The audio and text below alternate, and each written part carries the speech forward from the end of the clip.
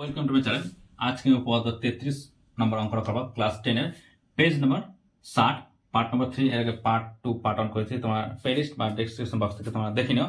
তো পদ হচ্ছে যে প্রমাণ করি যে ব্যাস নয় এরূপ কোন জ্যাকে যদি বৃত্তের কেন্দ্রগামী কোন সরলরেখা সমদ্বিখণ্ডিত করে তাহলে ওই সরলরেখা যার উপর লম্ব হবে, এটা আমাকে প্রমাণ করতে হবে। তাহলে ব্যাস নয় এরকম একটা কোন জ্যা আমাকে টানতে হবে যেটা বৃত্তের কেন্দ্রগামী কোন সরলরেখা। তাহলে ব্যাস নয় এটা একটা জ্যা টানলাম যেটি ব্যাস নয়, আর এটা হচ্ছে কেন্দ্র। ওকে, তাহলে বৃত্তের কেন্দ্র হচ্ছে ও, নাম দিলাম আমি ও। তাহলে এ বি একটি জ্যা, এ বি একটি জ্যা। এবার হচ্ছে বৃত্তের কেন্দ্রগামী কোন সরলরেখা জ্যাটিকে কি করছে, সমদ্বিখণ্ডিত করছে। তাহলে বৃত্তের কেন্দ্রগামী একটি সরলরেখা এই যে জ্যাটিকে সমদ্বিখণ্ডিত করছে যাতে করে ডি বিন্দুতে ছেদ করে। ঠিক আছে, ওডি যে সরলরেখাটা সেটা বৃত্তের কেন্দ্রতে পাস করেছে, এবি সরলরেখাটাকে এবি জ্যাটিকে কি করেছে, সমদ্বিখণ্ডিত করেছে। অর্থাৎ এডি দৈর্ঘ্য যা হবে বিডি দৈর্ঘ্য তাই হবে। ওকে, আমাকে প্রমাণ করতে হবে কি যে ওডি এবির উপর লম্ব হবে, অর্থাৎ এই কোণটা 90 ডিগ্রি আর এই কোণটা 90 ডিগ্রি। তাহলে আমাকে প্রমাণ করতে হবে যে ওডি লম্ব এবি, আমাকে এটা প্রমাণ করতে হবে। তো চলো শুরু করছি। তো প্রথমে কি লিখব, প্রদত্ত অর্থাৎ যে কি কি কোশ্চেনে দেওয়া আছে সেটা আমাকে লিখতে হবে। ওকে, তাহলে ধরি ও কেন্দ্রীয় বৃত্তের না তো কি এবি একটি জ্যা।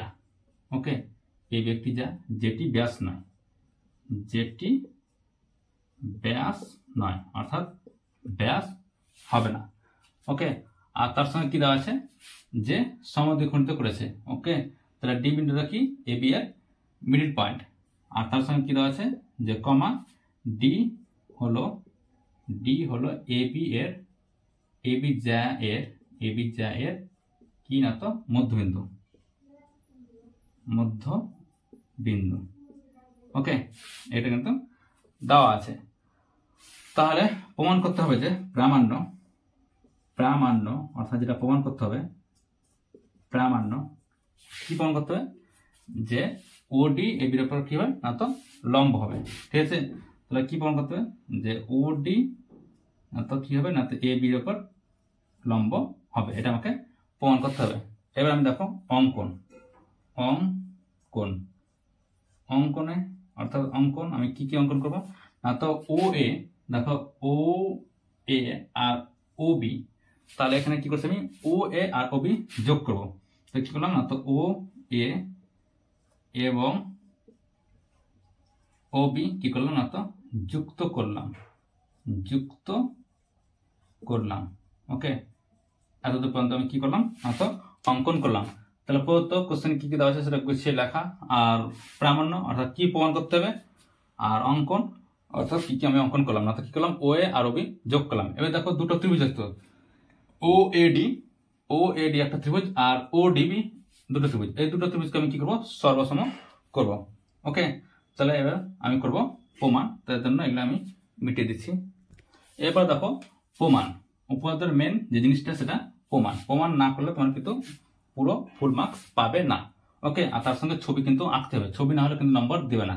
তো প্রমাণ কি না তো এই যে দুটো ত্রিভুজ দেখতে পাচ্ছ, তো কি লিখবো যে ত্রিভুজ ও এডি, দেখো ছবির দিকে ও এডি ও ত্রিভুজ ও ডিবি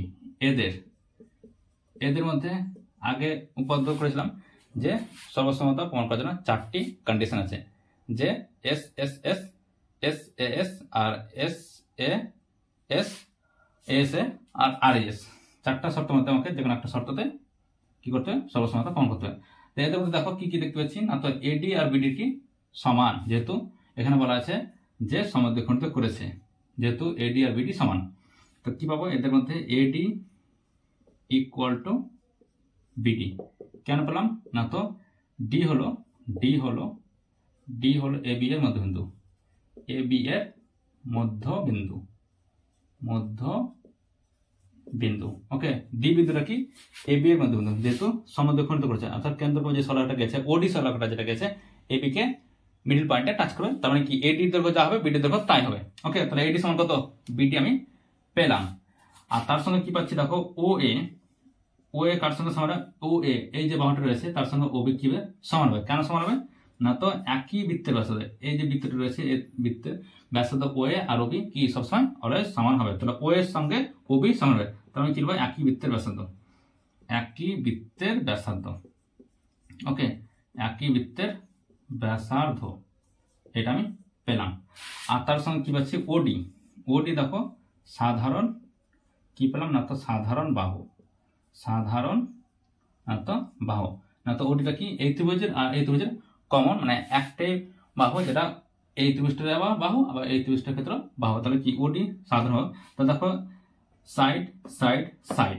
ওকে, তাহলে অতএব ত্রিভুজ ও এডি সর্বসম চিহ্ন দিলাম, ত্রিভুজ কি ও ডি বি। তাহলে এই দুটো ত্রিভুজ কি হলো সর্বসম, কি অনুসারে না তো সর্বসমতার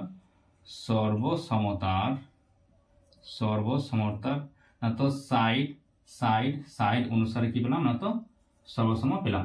ওকে, এটা দুটো ত্রিভুজ সর্বসম হলো। সর্বসম যদি হয় তো আমি কি পাবো না তো অনুরূপ কোণ সমান হবে, অতএব কোণ ও ডি এ এই যে কোণটা রয়েছে এই কোণটার সঙ্গে কি হবে, এই কোণটা সমান হবে। তাহলে কোণ ও ডি বি এটা কি সর্বসম ত্রিভুজের অনুরূপ বাহু। ওকে, তো আমি কি লিখব যে সর্বসম ত্রিভুজের কি লিখব না তো অনুরূপ কি বাহু। ওকে, তাহলে এই দুটো কোণ কি হলো সর্বসম ত্রিভুজের অনুরূপ বাহু আমি পেলাম। এবার দেখো কোনো সরলরেখার পর যদি একটা সরলরেখার দণ্ডায়মান থাকে, ওকে, তাহলে দুটো কোণের যোগফল কত হয় 180 ডিগ্রি, তাহলে এই দুটো কোণের যোগফল 180 ডিগ্রি।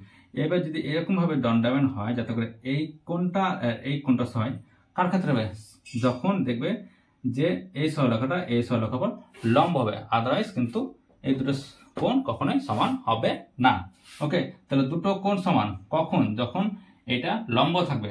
ওকে, তো কি লিখব যে যেহেতু কি লিখব না তো ওডি এবি এর ওপর ওডি সরলরেখাটি এবি এর ওপর দণ্ডায়মান হওয়ার ফলে না তো উৎপন্ন কোণ কি হয়েছে না তো সমান হয়েছে, উৎপন্ন কোণ সমান হয়েছে।